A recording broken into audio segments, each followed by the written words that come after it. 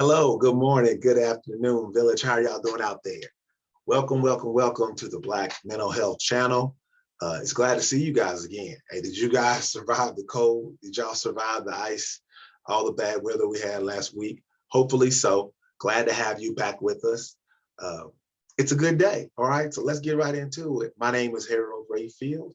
I am the lead moderator for this channel, Black Mental Health Channel, where we discuss all things mental health as it relates to African Americans and Black people. Our goal here is just to increase awareness, have these difficult conversations out here with you guys, and also just talk about being the best versions of ourselves in terms of mental health and emotional wellness that we can.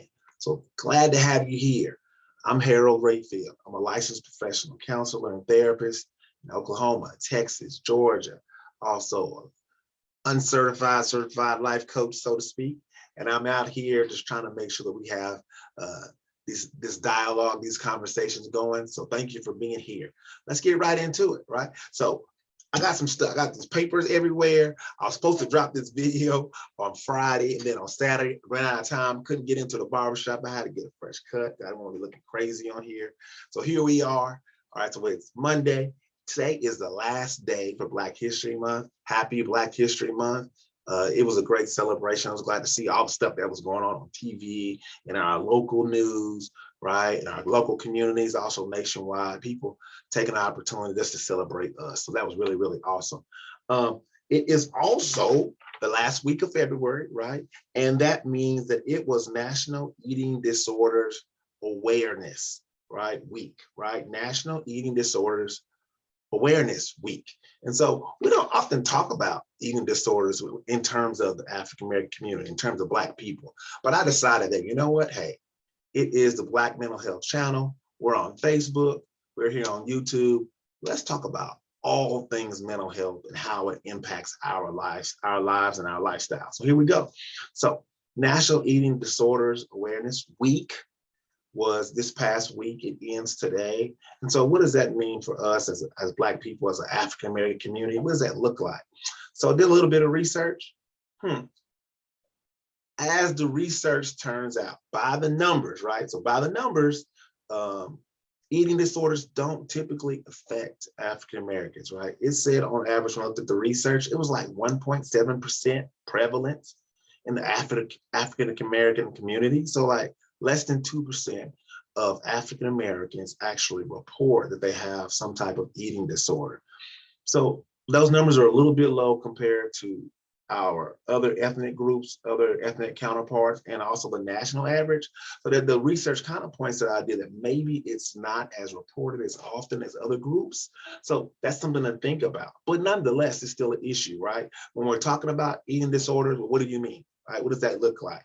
Right? So eating disorders typically refer to anorexia, bulimia, and binge eating, right? These short windows or episodes of time where we go through and eat a lot of heavy food, right? Binge eating.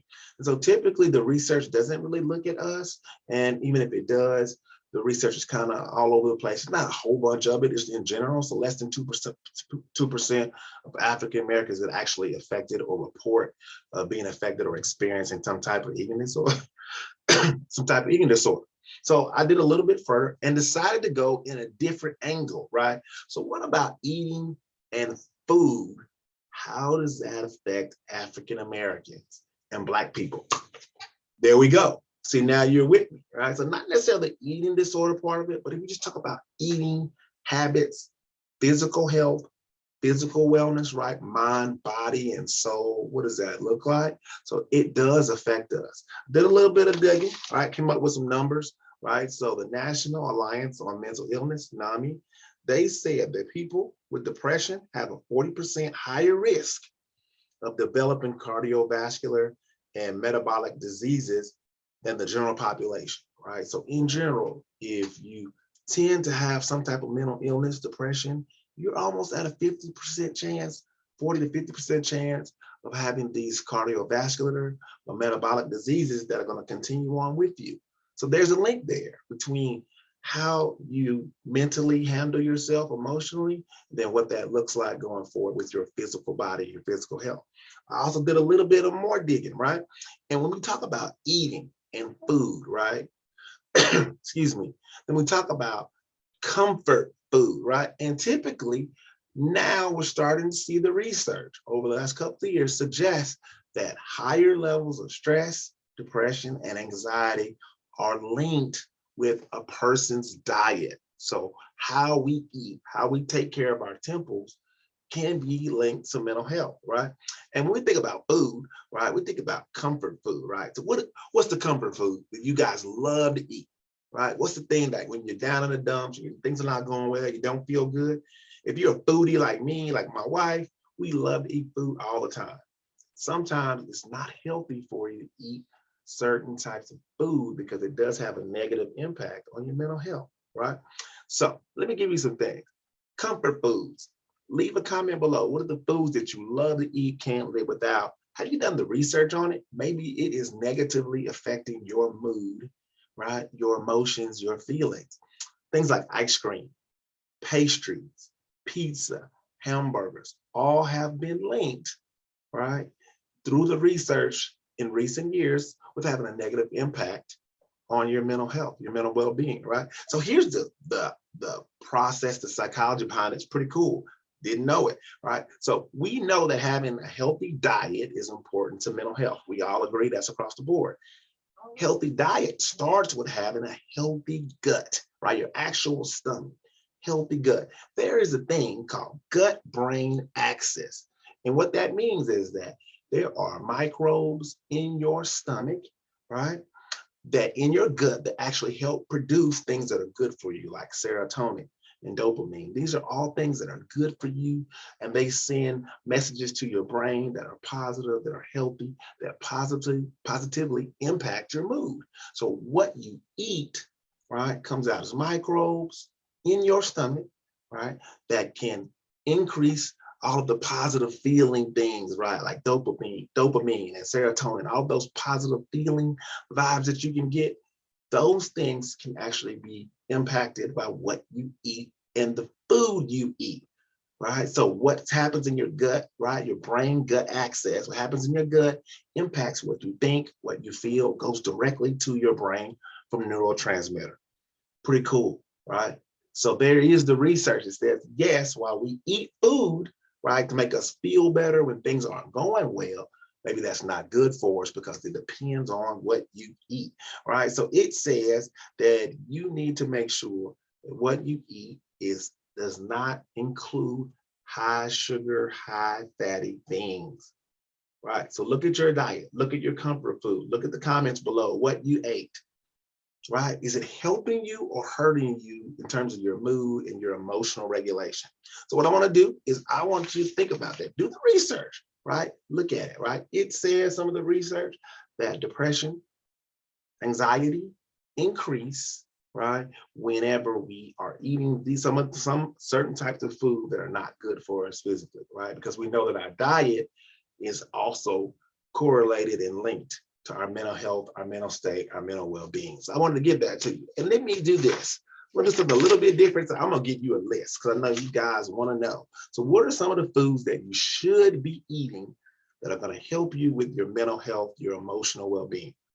I got a list of 15 foods or types of food that you should be eating. Number one, spices. Spices do support mental health. What does that look like? Saffron, turmeric, right? It says plus curcumin, whatever that is, peppermint, right? Those things are good for attention, good for irritability, good for ADHD. So spices do help.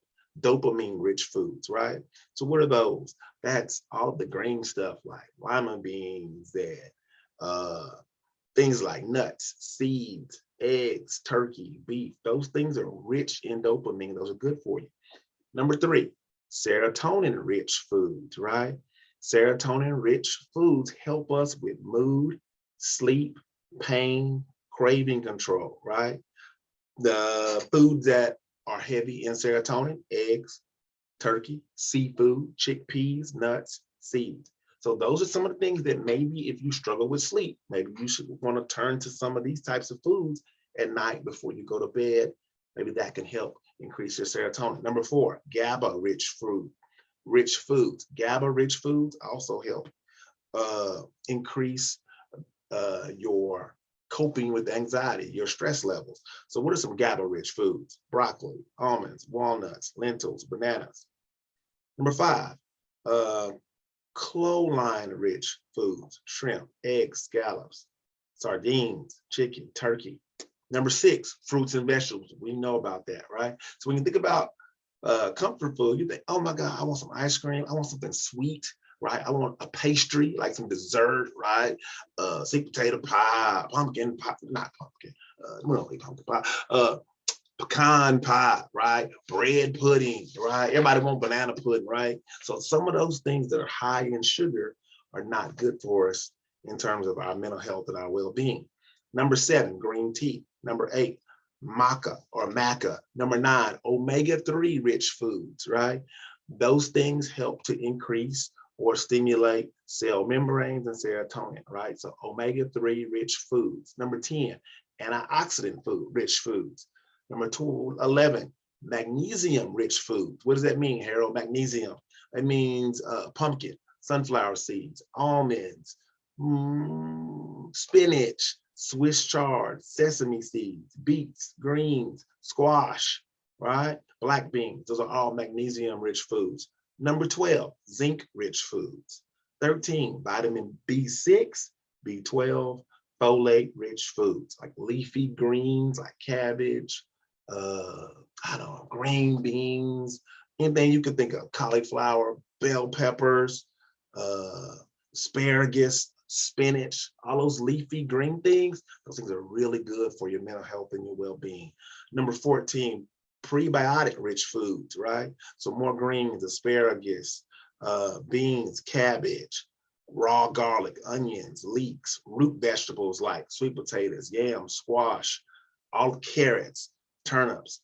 Those things are really rich in prebiotic, right? And those things are really healthy for us.